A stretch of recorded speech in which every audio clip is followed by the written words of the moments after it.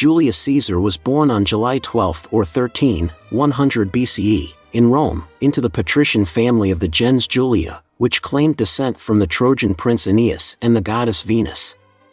His father, Gaius Julius Caesar, served as a provincial governor, while his mother, Aurelia, came from a respected plebeian family. Caesar's early childhood was shaped by Rome's turbulent political atmosphere, marked by the ongoing power struggles between the populares, Caesar's future political faction, and the optimates, the conservative aristocrats. His family was not wealthy by patrician standards, and he grew up during the dictatorship of Sulla, which would have a lasting influence on his political ambitions and understanding of power. Despite his relatively modest beginnings, his early education emphasized rhetoric, literature, and military skills, all essential to Roman elite life. Julius Caesar's early childhood was marked by his upbringing in a patrician family in Rome. Although his family was aristocratic, they were not especially wealthy. He grew up during a time of political instability, with Rome experiencing civil unrest and power struggles between different political factions.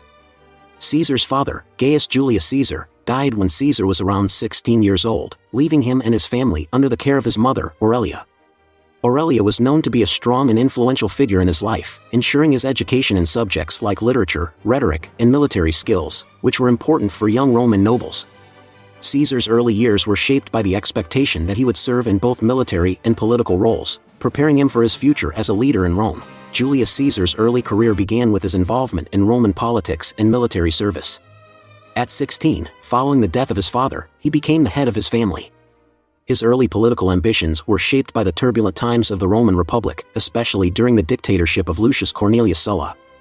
Caesar's initial career was endangered when Sulla demanded he divorce his wife, Cornelia, due to her connection with a rival political faction, but Caesar refused. This defiance forced him into temporary exile, though he was eventually pardoned. Caesar's military career took off during this period. He served in Asia Minor, modern-day Turkey, where he demonstrated bravery in battle and earned the Civic Crown, one of the highest military honors for saving a fellow soldier's life. His early military experiences provided him with practical skills and a growing reputation. Upon returning to Rome, Caesar began advancing his political career. He held the position of quaestor in 69 BCE, a role that allowed him to enter the Roman Senate. His marriage alliances, like his later marriage to Pompeii, connected him to powerful Roman families.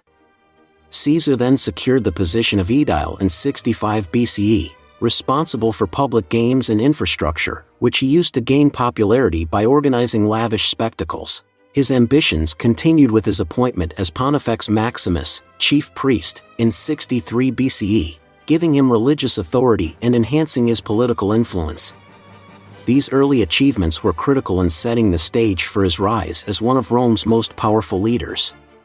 Caesar's combination of military success, strategic alliances, and populist appeal laid the foundation for his future political dominance.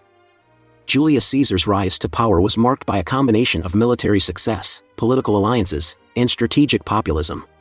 After holding several minor political offices, Caesar's ambition became more evident as he sought higher positions within the Roman Republic.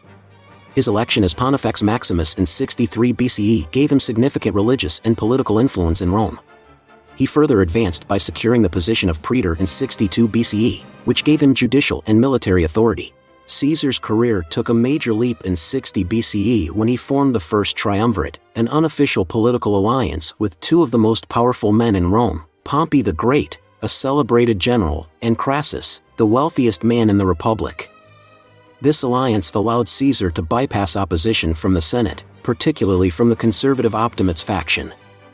As part of this deal, Caesar was appointed consul in 59 BCE, a significant position in the Roman government, which allowed him to pass laws and advance his political agenda. After his consulship, Caesar was granted command over the provinces of Gaul and Illyria. His military campaigns in Gaul from 58 to 50 BCE were crucial in his rise to power. Caesar's conquest of Gaul greatly expanded the Roman territory, and his military victories made him incredibly popular with the Roman people and his soldiers, who were fiercely loyal to him. His success in Gaul also generated immense wealth, which he used to fund his political activities in Rome. Despite his growing power, tensions began to build between Caesar and Pompey after the death of Crassus in 53 BCE. Pompey, once Caesar's ally, became aligned with the Senate and the Optimates, who feared Caesar's growing influence.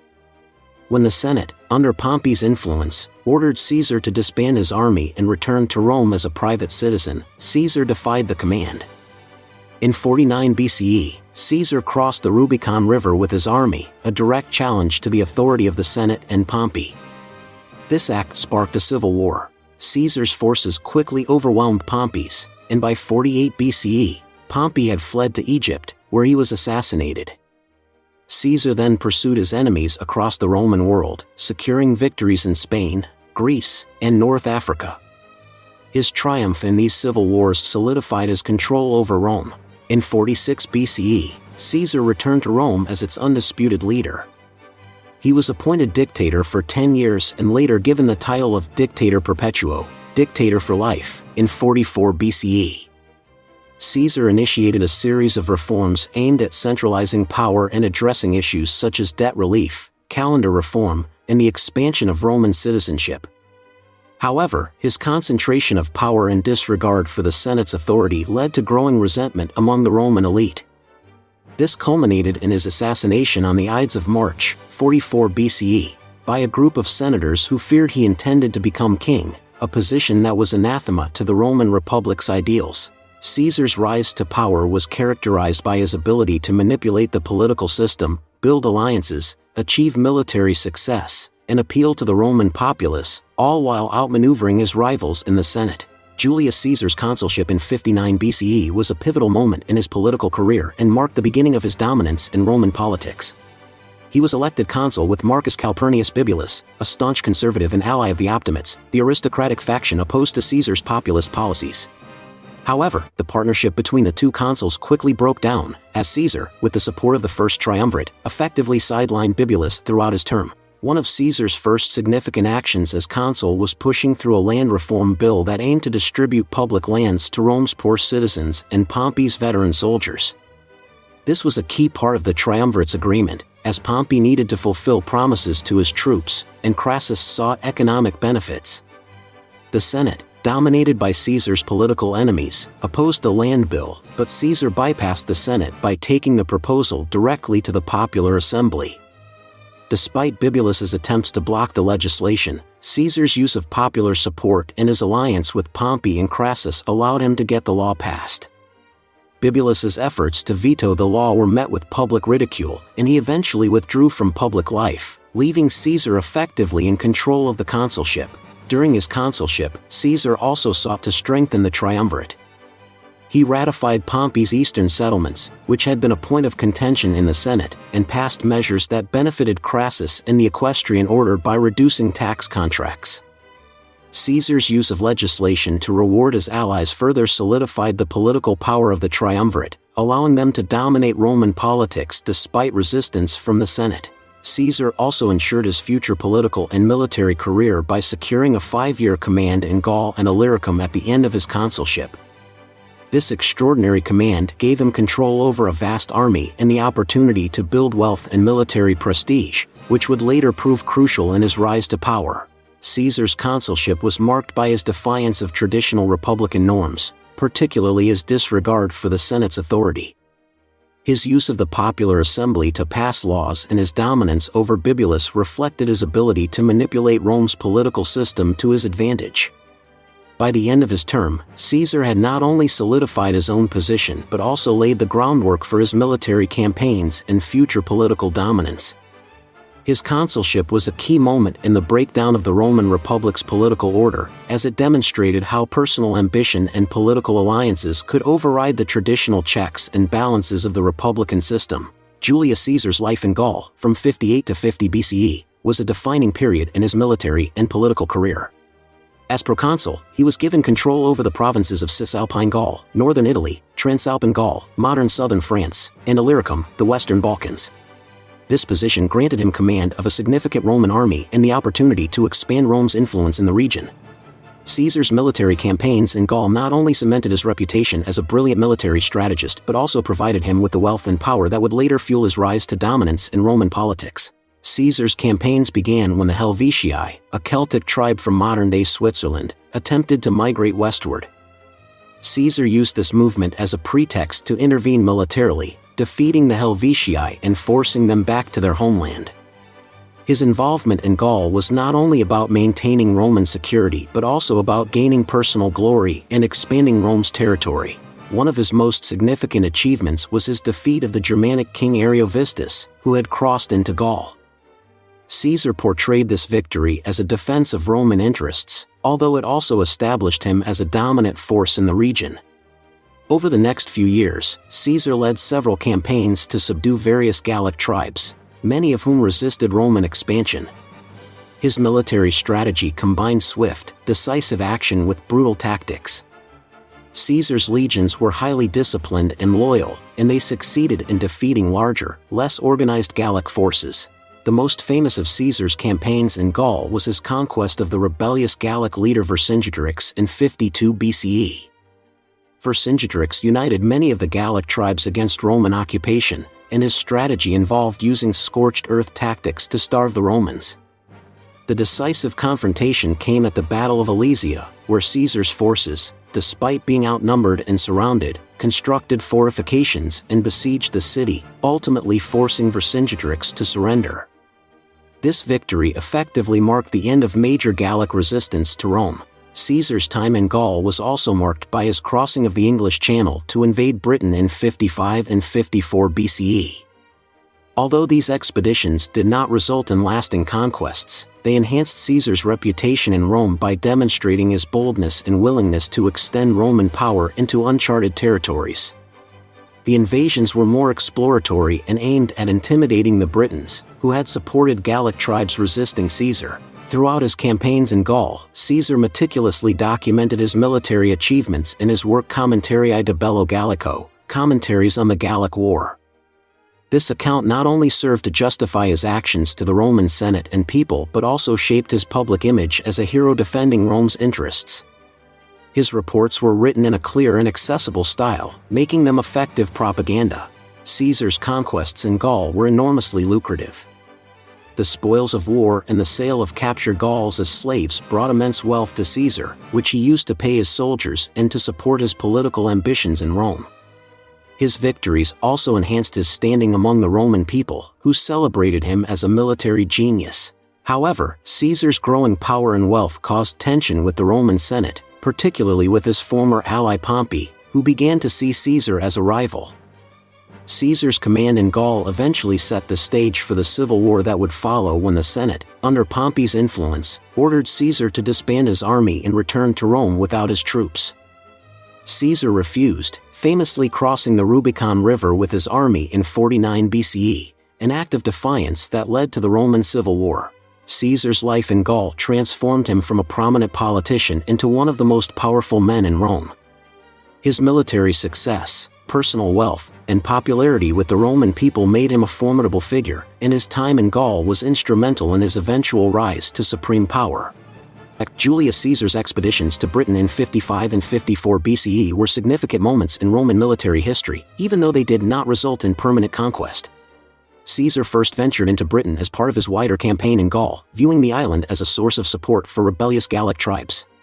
His invasions were driven by a combination of military strategy, personal ambition, and the desire to expand Rome's influence into new territories. Caesar's first expedition in 55 BCE was primarily a reconnaissance mission. He crossed the English Channel with around 10,000 soldiers, landing on the southeastern coast of Britain, likely near modern-day Kent. Upon arrival, Caesar faced resistance from British tribes who had heard of his approach.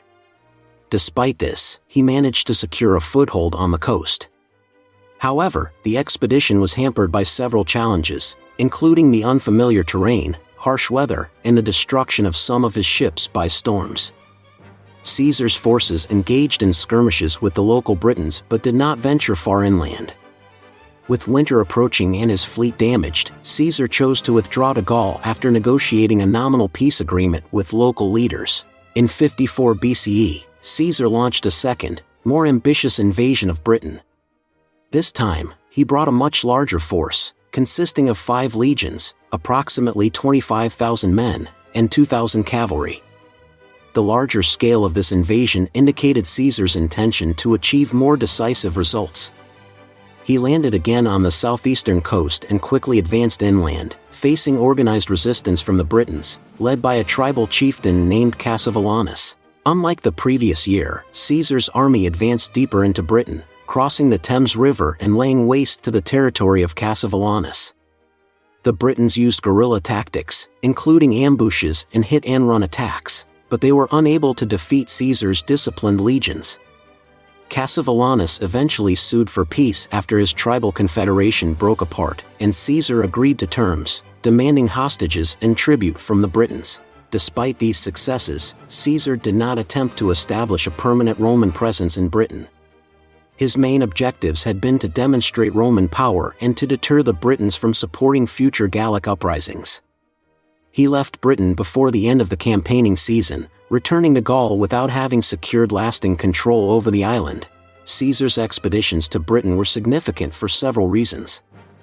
Militarily, they demonstrated the ability of Roman forces to project power beyond continental Europe, and they were the first documented Roman forays into Britain. Politically, the invasions added to Caesar's growing prestige in Rome, as the expeditions were portrayed as bold and daring achievements. Even though the expeditions did not result in conquest, they allowed Caesar to claim victory over a new and exotic land, further boosting his image as a successful general. Caesar documented these campaigns in his Commentarii de Bello Gallico, providing detailed accounts of the geography, people, and customs of Britain. His writings introduced Romans to the idea of Britain as a mysterious and distant island inhabited by fierce warriors, contributing to its mystique. While Caesar's expeditions did not lead to immediate Roman colonization, they laid the groundwork for future Roman interest in Britain. Nearly a century later, in 43 CE, Emperor Claudius would launch a full-scale invasion that resulted in the Roman conquest of much of the island, making it part of the Roman Empire. In summary, Caesar's expeditions to Britain were short-lived but important military ventures that enhanced his reputation, expanded Roman knowledge of the region, and set the stage for future Roman involvement in Britain. Caesar's ability to lead daring expeditions into unknown lands further solidified his status as one of Rome's greatest military leaders. Julius Caesar's crossing of the Rubicon River in 49 BCE was one of the most pivotal moments in Roman history, marking the start of the Roman Civil War. The Rubicon was a small river that served as the northern boundary of Italy, separating it from Caesar's province of Cisalpine Gaul. By Roman law, any general commanding an army was forbidden from crossing into Italy with his troops, as it was seen as a threat to the republic's stability. To do so was an act of war, punishable by death. At the time, Caesar had completed his successful campaigns in Gaul, where he had gained immense military power, wealth, and popularity. However, political tensions between Caesar and the Roman Senate had reached a breaking point. The Senate, led by Caesar's former ally Pompey, feared Caesar's growing influence and ordered him to disband his army and return to Rome as a private citizen. The Optimates, the conservative faction in the Senate, sought to curtail Caesar's ambitions and maintain the traditional republican order. They supported Pompey, who had been granted extraordinary powers to defend the republic. Faced with the Senate's ultimatum, Caesar had two choices: return to Rome without his army, risking arrest and political destruction, or defy the Senate and march on Rome. On January 10, 49 BCE, Caesar made his decision and led his army across the Rubicon River, reportedly declaring, "Alia acta est, the die is cast." This symbolic act of defiance meant that Caesar had chosen war, knowing that there was no turning back. The crossing of the Rubicon initiated the Roman Civil War between Caesar's forces and those loyal to Pompey and the Senate. Caesar's bold move was a direct challenge to the authority of the Senate and the republican system.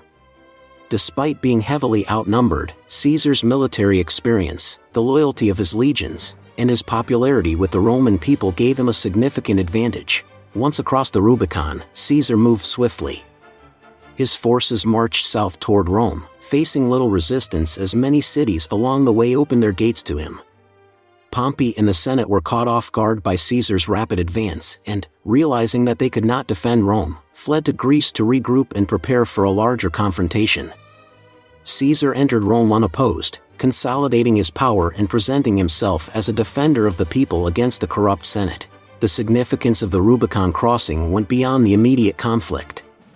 It represented a turning point in Roman history, signaling the end of the Roman Republic and the beginning of a period of civil wars that would ultimately lead to the rise of the Roman Empire under Caesar's heir, Augustus.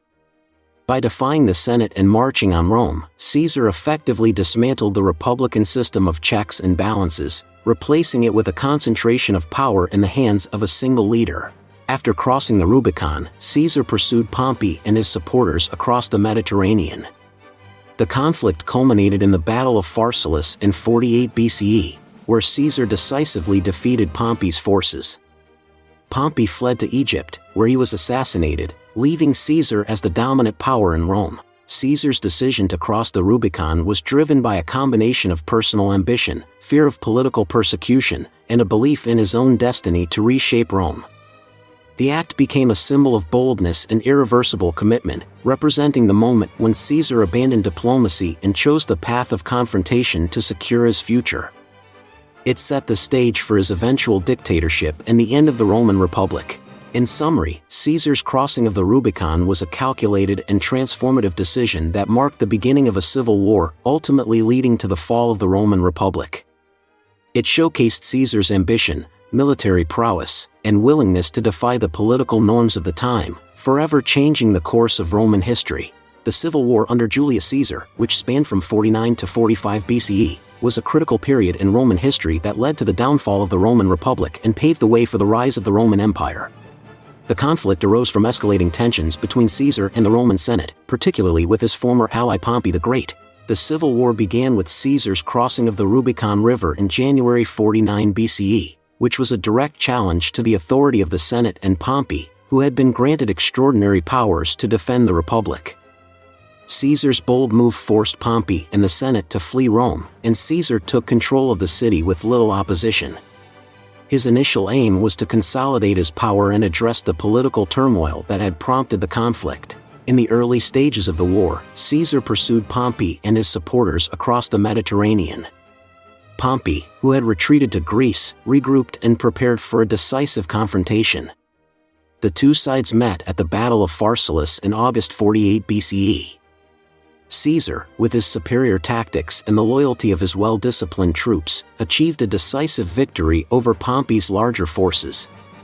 Pompey fled to Egypt after his defeat, seeking refuge. In Egypt, Pompey was assassinated, and Caesar became involved in the political affairs of the Egyptian court. Caesar's involvement in Egypt was partly driven by his relationship with Cleopatra VII, the Queen of Egypt. He supported Cleopatra's claim to the throne against her brother Ptolemy XIII, and their alliance was both political and personal. Caesar's presence in Egypt demonstrated his ability to project power beyond Rome and his strategic acumen in managing international affairs. Following his time in Egypt, Caesar returned to Rome and dealt with the remaining opposition. He embarked on a series of military campaigns in Spain and North Africa to eliminate the last pockets of resistance. In Spain, Caesar defeated the forces of Pompey's sons, Gnaeus and Sextus Pompey, in a series of battles that secured his control over the western provinces. The final major confrontation of the civil war occurred at the Battle of Munda in March 45 BCE. Caesar faced the remnants of the Pompeian faction led by the Pompey's sons and their allies. Caesar's forces won a decisive victory, which effectively ended organized resistance against him. The defeat of Pompey's remaining supporters marked the conclusion of the civil war and solidified Caesar's dominance. Throughout the civil war, Caesar implemented a series of political and social reforms aimed at consolidating his power and addressing the issues that had led to the conflict. He enacted measures to relieve debt, reformed the calendar, and made changes to the Senate and provincial administration.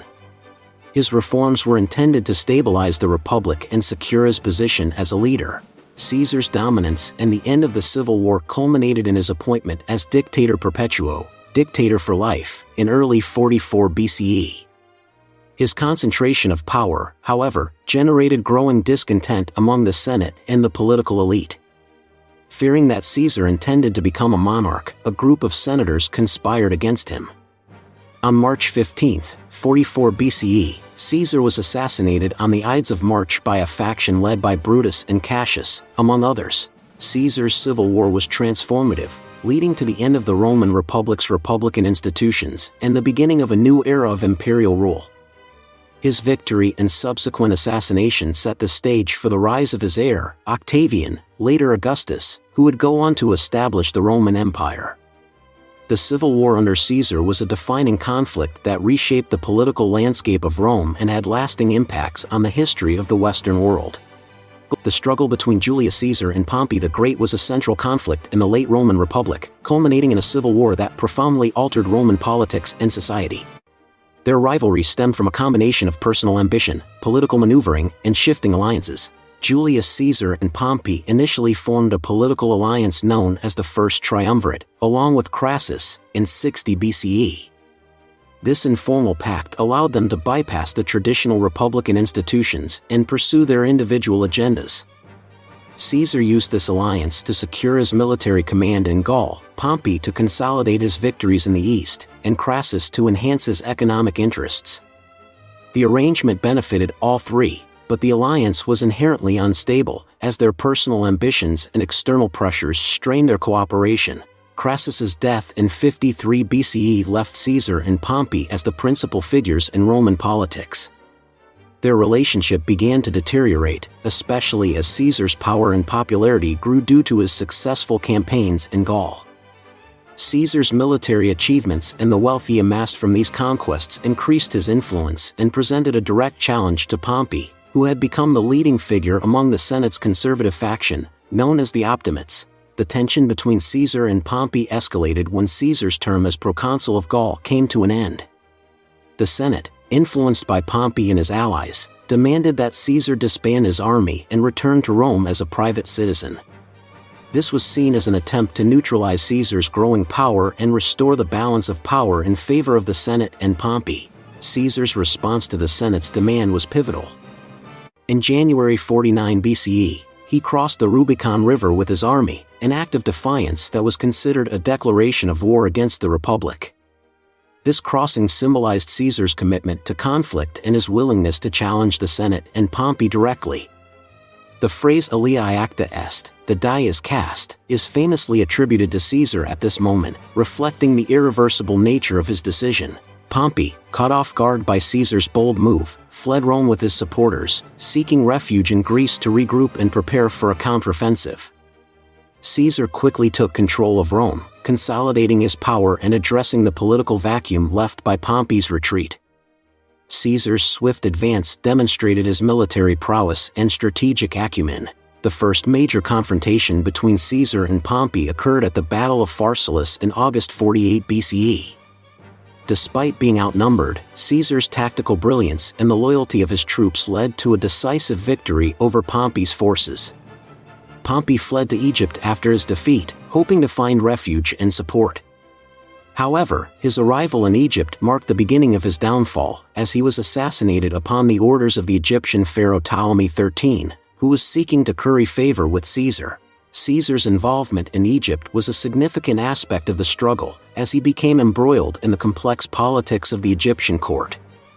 His relationship with Cleopatra VII, who sought Caesar's support against her rival brother, Ptolemy XIII, further demonstrated Caesar's influence and strategic maneuvering on an international scale. Following Pompey's death, Caesar continued to consolidate his power and deal with the remnants of Pompey's faction. He embarked on military campaigns in Spain and North Africa to eliminate the last pockets of organized resistance. The final significant battle of the Civil War occurred at Munda in March 45 BCE, where Caesar defeated the forces of Pompey's sons and their allies, effectively ending the conflict. Caesar's victory in the struggle against Pompey and his political maneuvers significantly altered the Roman Republic. His concentration of power and subsequent appointment as Dictator Perpetuo, Dictator for life, marked the end of the traditional republican system and set the stage for the rise of the Roman Empire under his heir, Augustus. The struggle between Caesar and Pompey was thus a critical turning point that reshaped the course of Roman history and contributed to the transition from republic to empire. Julius Caesar's time in Egypt, from 48 to 47 BCE, was a significant episode in his life, marked by political intrigue and personal relationships that had lasting effects on both Roman and Egyptian history. His involvement in Egypt began after his decisive victory over Pompey the Great at the Battle of Pharsalus. After Pompey's defeat, he fled to Egypt seeking refuge, but the ruling Ptolemaic dynasty, led by the young pharaoh Ptolemy XIII and his regent, the Queen Cleopatra VII, saw an opportunity to gain favor with Caesar. They had hoped that Caesar's presence in Egypt could provide them with Roman support against their domestic rivalries. However, the political situation in Egypt was volatile, and Pompey's arrival in Alexandria presented a dilemma for the Egyptian court. When Pompey was assassinated in Egypt, Caesar arrived in Alexandria and found himself entangled in the local power struggle. Cleopatra, who was at odds with her brother Ptolemy XIII, sought Caesar's support to secure her position on the throne. Cleopatra, known for her intelligence, charm, and political acumen, was in a precarious situation, as her claim to the throne was contested by her younger brother, who had the support of the Roman-backed factions in Egypt.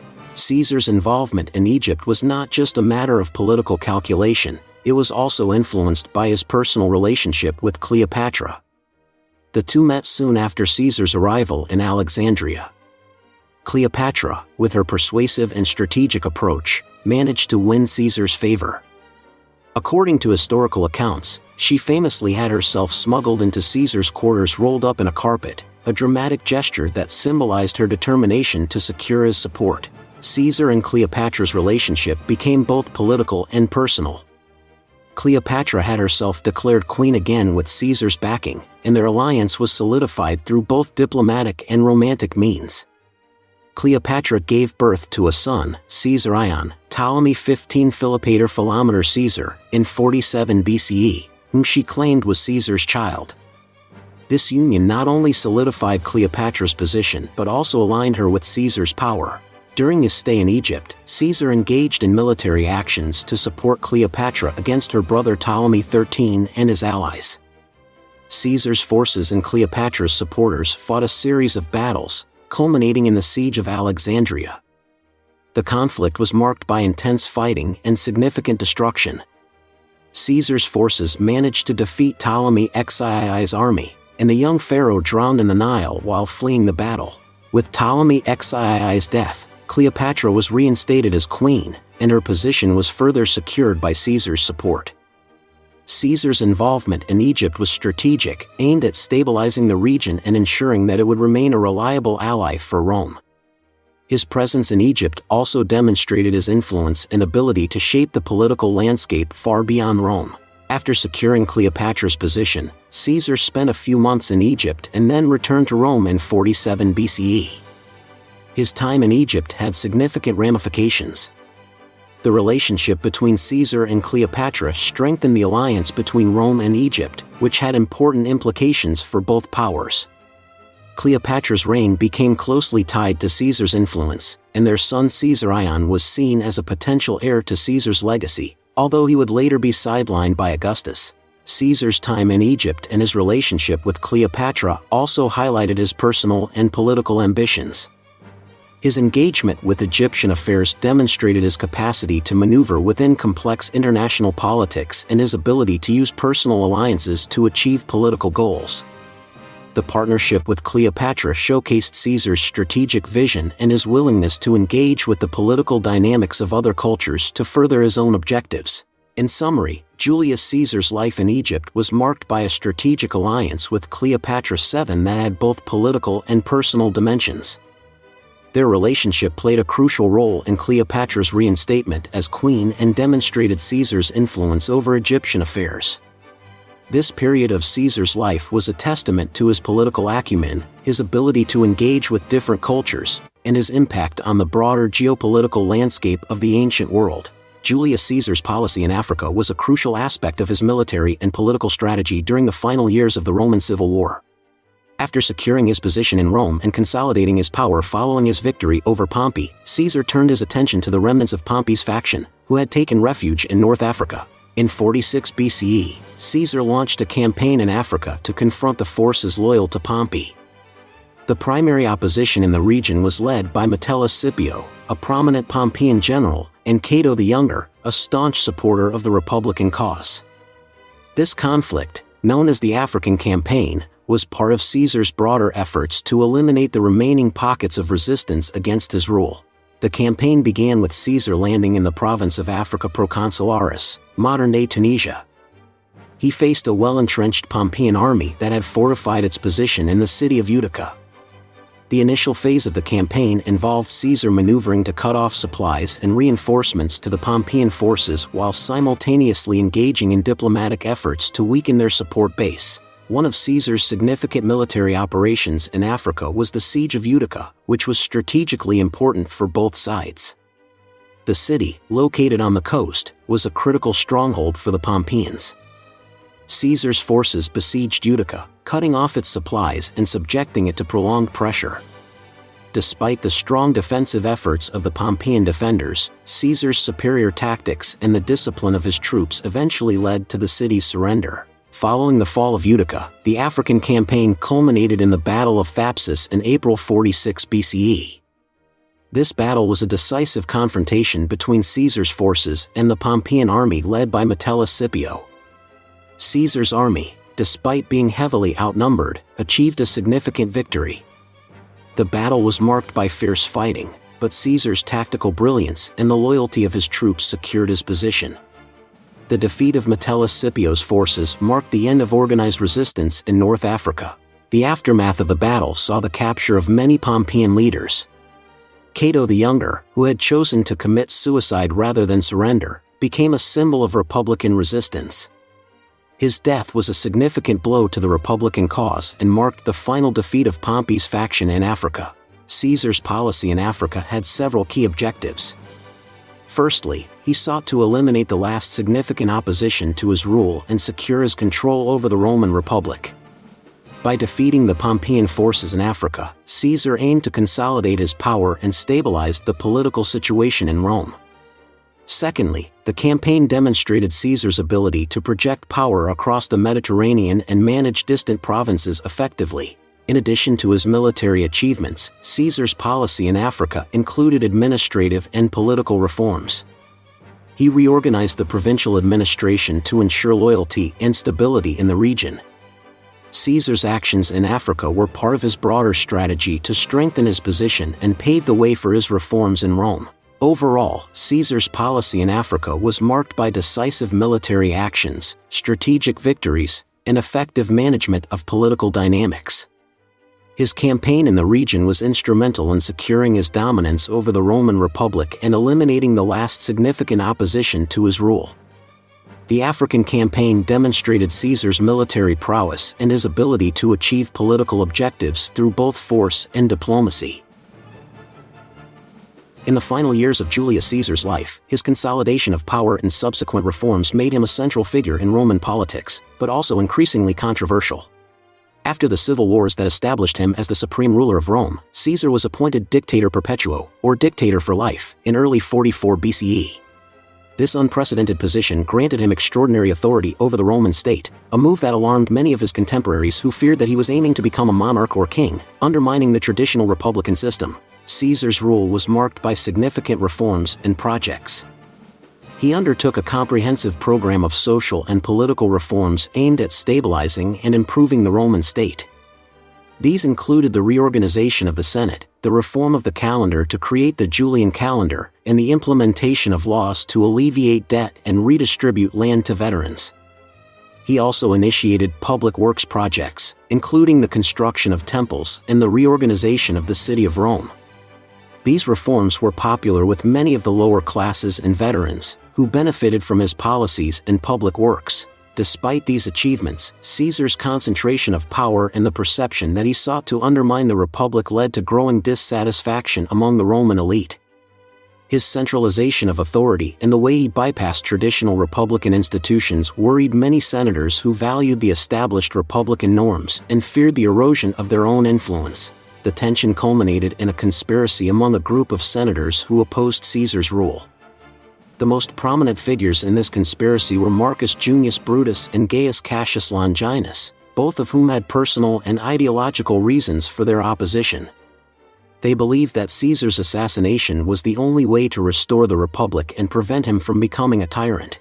On March 15, 44 BCE, Known as the Ides of March, Caesar was assassinated during a Senate meeting.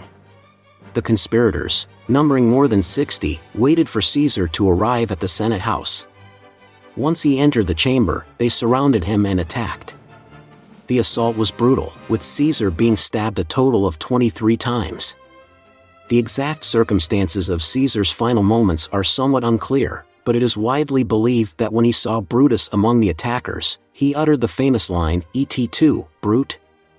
This expression of betrayal, though immortalized by Shakespeare, might be more a product of dramatic interpretation than historical fact, as ancient sources do not unanimously confirm these exact words.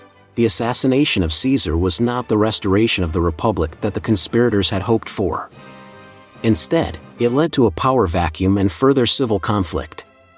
The resulting chaos paved the way for Caesar's grandnephew and adopted son, Octavian, later Augustus, to rise to power. Octavian would eventually become the first Roman emperor, marking the end of the Roman Republic and the beginning of the Roman Empire. Caesar's assassination was thus a pivotal event that not only ended his rule but also set in motion a series of events leading to the transformation of Rome from a republic to an empire. His death highlighted the deep divisions within Roman society and the complexities of balancing power and governance in a rapidly changing political landscape,